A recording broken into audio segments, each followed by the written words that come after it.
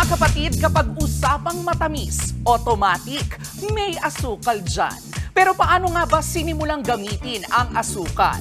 Magbabacktrack lang tayo ng bongga sa kasaysayan all the way back to 8000 BC. Base sa ilang tala, sinasabing sa New Guinea nagsimula ang asukal. Para ma-enjoy ang tamis, ninunguya pa noon na mga katutubo roon ang mga tubo. Hanggang nakarating yan dito sa Pilipinas at kalaunay sa India. Sa isang Indian text noong 100 AD na itala riyan, yung unang paggamit ng sugar mill para ma-refine o mapino ang asukal. Tapos sa pagdaan pa ng ilang taon, marami nang nakadiskubre sa asukal dahil sa pagkikipagkalakalan sa India. Kabilang na nga riyan ang mga European noong bumisita sa India ang tropa ni Alexander the Great. Tinawag pa nila itong honey powder.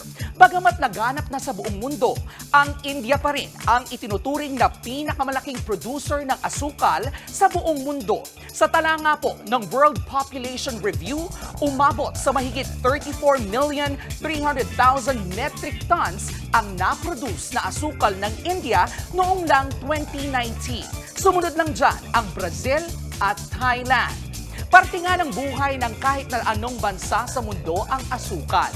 Nagagamit sa maraming bagay, lalo na sa maraming pagkain. Pero hinay-hinay po sa matatamis kung ayaw magkasakit tulad ng diabetes. Ang amin pong paalala, lahat po ng sobra ay nakasasama.